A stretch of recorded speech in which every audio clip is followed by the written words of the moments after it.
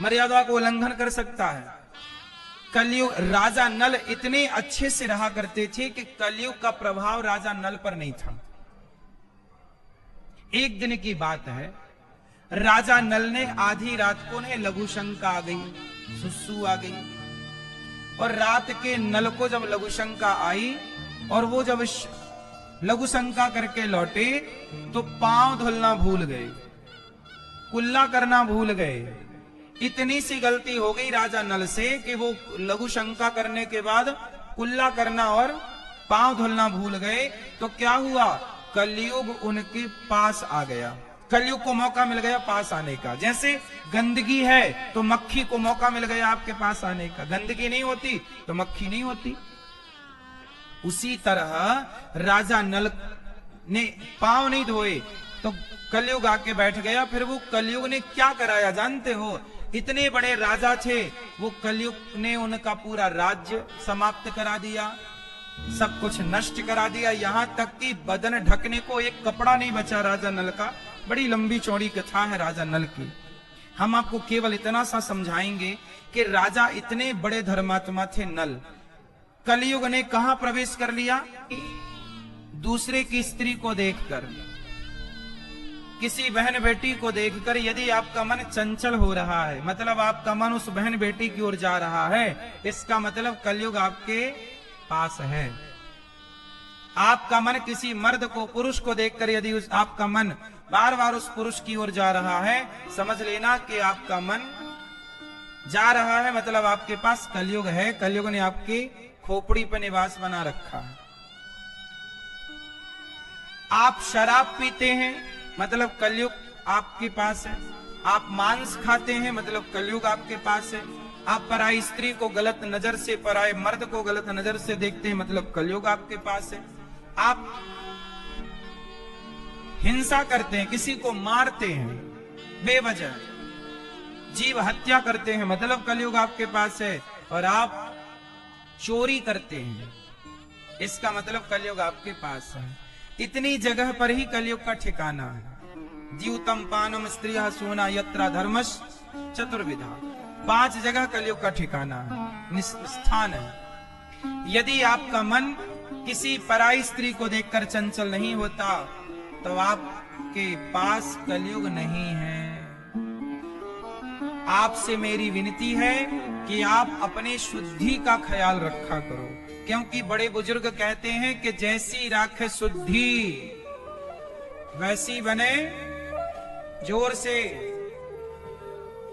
जैसा खाए अन्न वैसा रहे। इसलिए तो आज से लघु शंका के बाद क्या करना है आपको, 4 कुल्ला करना है, स्त्री या पुरुष दोनों के लिए है। शौच करने के बाद बच्चों को सिखाओ कि बेटा तुम शौच करके आए हो, चलो नहाओ। पूरा नहा चुके हो तो कमर से अर्ध स्नान करो, क्योंकि ये शुद्धि ही आपकी बुद्धि बिगड़ने नहीं देगी। वरना आज के लड़का लड़कियों की बुद्धियां देख रहे हो आप, छोटे छोटे बच्चे इलू इलू कर रहे हैं। क्यों बुद्धियां भ्रष्ट हो गई? क्योंकि शुद्धि का ख्याल आपने नहीं रखा, खान पान का ख्याल आपने नहीं रखा। चीजें बिगड़ती कहां से हैं? आपने यदि मौका दिया अपने आप को बिगड़ने का तो बिगड़ जाएगा, नहीं दिया मौका तो नहीं बिगड़ेगा। पहले के लोग ना, मैंने सुना है, आप लोगों से सुना है, मेरे गांव के बुजुर्ग लोग, बड़े लोग बताया करते थे, मेरे दादाजी, हमारे बब्बा बताया करते थे, बब्बा जी मतलब दादाजी, कि पहले के लोग ना जाते थे तो अपनी बाल्टी लेके जाते थे।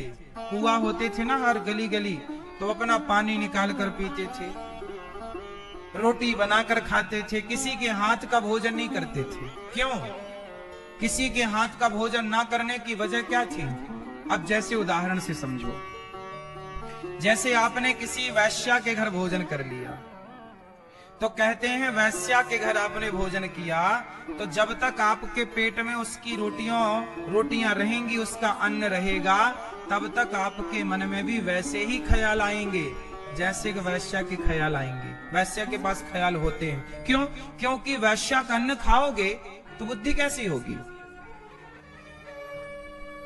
आप किसी शराबी के घर जाओ और शराबी का अन्न खाओ, तो शराबी के अन्न खाने से बुद्धि कैसी होगी?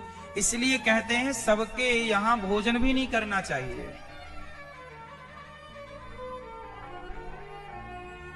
जैसा अन्न होगा वैसा मन होगा, जैसी शुद्धि होगी वैसी बुद्धि होगी, जैसा आहार विहार होगा वैसा, जैसा संग वैसा रंग।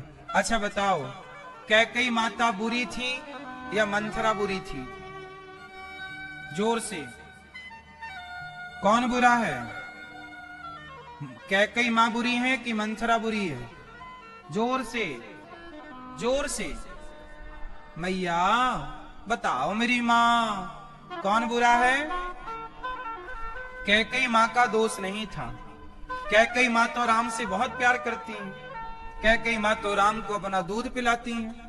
कैकेयी मां तो राम को बड़ा लाड़ लड़ाती हैं। जितना प्यार कौशल्या मां करती हैं, उससे ज्यादा प्यार कैकेयी मां करती हैं राम से। लेकिन कैकेयी को मंथरा मिल गई, और जब मंथरा मिली तो मंथरा ने क्या कर दिया? कैकेयी की बुद्धि को भ्रष्ट कर दिया।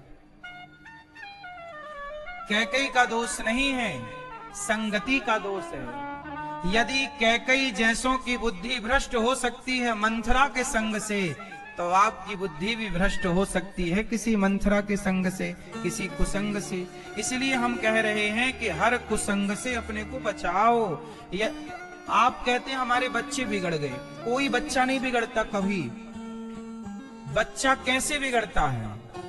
गलत संगति में पढ़ के बिगड़ जा। मैं यदि गलत संगति में पढ़ता